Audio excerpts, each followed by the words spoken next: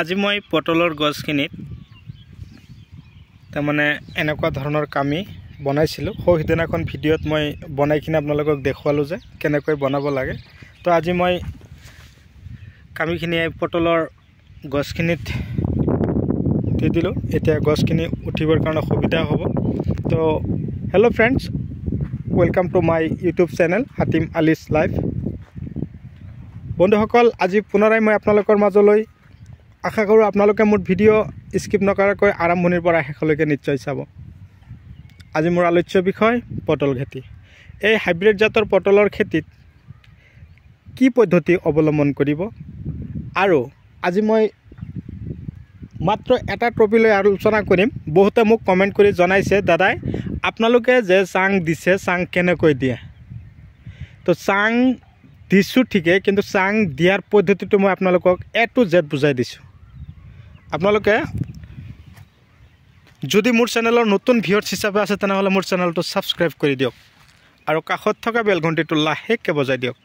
মই আপোনালোকক A to Z কথাখিনি আপোনালোকৰ লগত মই শ্বেয়াৰ কৰি আছোঁ। তো কথা হ'ল কি, এই এটা খুঁটা আৰু ইফালে আৰু খুঁটা চাইছে, তাৰমানে খুঁটাৰ পৰা খুঁটাৰ ডিষ্টেঞ্চ ৰাখিব 6 হাত, শাৰীৰ পৰা শাৰীৰ ডিষ্টেঞ্চ 6 হাত। বুজি পালে নিশ্চয়। এতিয়া কথা হ'ল, খুঁটা একদম ধুনীয়াকৈ খেতিত পুতি দিলে মিনিমাম 1 হাতকৈ পুতিব। এতিয়া খুঁটাৰ ওপৰেদি এইটো বাঁহ, এইটো নিশ্চয় চাব পাৰিলে, এইটো পাৰি বাঁহ বুলি কওঁ আমি। এইটো বাঁহ দি দিলে চিধা চিধি, আমি কাপোৰ আৰি দিবৰ কাৰণে যে ধুনীয়াকৈ বনাওঁ তেনেকুৱা। তাৰ ওপৰেদি কি কৰিব, এইবিলাক দিয়া শেষ হ'লে আমি এইবিলাক চাব পাৰিছে ঢাপ বুলি কওঁ। এইবিলাক 2.5 ফুট দূৰে দূৰে এটাকৈ দি যাব, নিশ্চয় চাব পাৰিছে। সেয়া চাওক, মই 2.5 ফুট ডিষ্টেঞ্চ ৰাখি কিনে দি দিছোঁ। সেয়া চাওক, অলৰেডি 2 বিঘা মাটি আছে।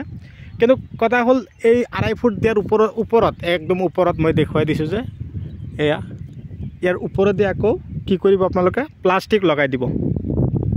প্লাষ্টিক প্ৰথমতে কি কৰিব, ঢাপ যদি আপুনি চিধাকৈ দিছে, আপুনি পথালিকৈ প্লাষ্টিক প্ৰথমতে দিব, তাৰপিছত আকৌ দীঘলীয়াকৈ দি দিব। নিশ্চয় বুজিব পাৰিছে। তাৰমানে 8 ইঞ্চি ডিষ্টেঞ্চ ৰাখিব লাগিব। 8 ইঞ্চি 6 ইঞ্চি থাকিলে হ'ল এই প্লাষ্টিকৰ ৰছীখিনি। নিশ্চয় গম পালে। তো দিগন্ত দাই সেইদিনাখন ফোন মাৰিলে, দাদাই পটলৰ চাং দিলে যে কেনেকৈ দিলে। মই আজি আপোনালোকক A to Z কথাখিনি বুজাই দিবলৈ গৈ আছোঁ।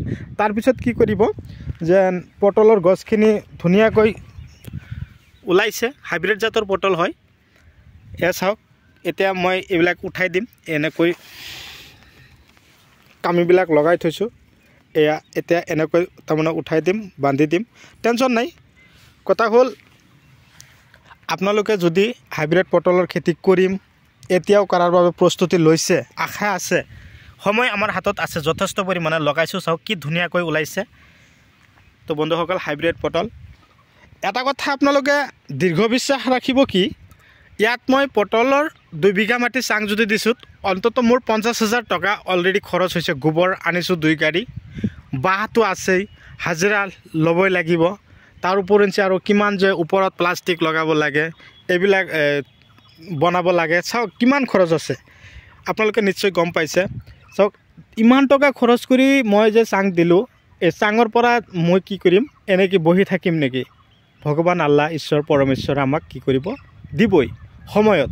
মাজে মাজে কি দিছোঁ, জলকীয়াও দিছোঁ। জলকীয়াও ধৰক আপোনালোকৰ আশীৰ্বাদত বহুত ভালেই হৈ আহিছে। একদম সৰু সৰু পুলি লগাইছিলোঁ, এতিয়া ধুনীয়া একদম পূৰা পিকআপ আহি গৈছে। তো কথা হ'ল,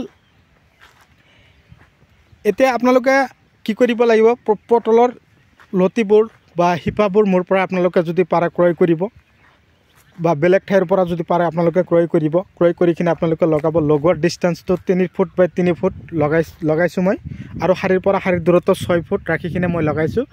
আজি এয়া চাওক, ষ্ট্ৰপ লেজাৰ 95 দানা, এইটো আজি মই ইউৰিয়া সাৰৰ লগত মিক্স কৰি গোটেই খেতিত সিঁচি দিছোঁ, চাব পাৰিছে। তো জলকীয়া গছত কোনো ধৰণৰ বেমাৰ নাই, তাৰ কাৰণে আপোনালোকক আজি মই এই ভিডিঅ'টোৰ মাজেদি কৈ দিলোঁ 98 দানা। আপোনালোকৰ যদি পাৰে, আপোনালোকৰ জলকীয়া খেতি কৰিছে বা এনেকুৱা ধৰণৰ পটলৰ লতিবোৰ লগাইছে, গছখিনি হৈছে, তো আপোনালোকে দেৰি নকৰিব, ততাতৈকৈ এতিয়া বৰষুণ মাৰা নাই, আহি আছে বৰষুণ। পটলৰ খেতি হ'ল বৰষুণৰ ৰজা। যিমান বৰষুণ হ'ব সিমানে আপোনালোকৰ খেতিত পটলৰ প্ৰডাকশ্যন বাঢ়ি যাব। বন্ধুসকল, মোৰ ভিডিঅ' কেনে লাগিল কমেণ্ট কৰি জনাব। কোন ঠাইৰ পৰা চাই আছে আপোনালোকক মই অশেষ ধন্যবাদ। আপোনালোকে গুৰুত্ব দিয়ক, খেতি বাতি কৰক, সেয়া মোৰ উদ্দেশ্য। তো দেৰি নকৰোঁ, মই আজি আপোনালোকৰ মাজৰ পৰা বিদায় ল'ম। পৰৱৰ্তী ভিডিঅ'ত মই আপোনালোকক পুনৰাই লগ পাম। ধন্যবাদ।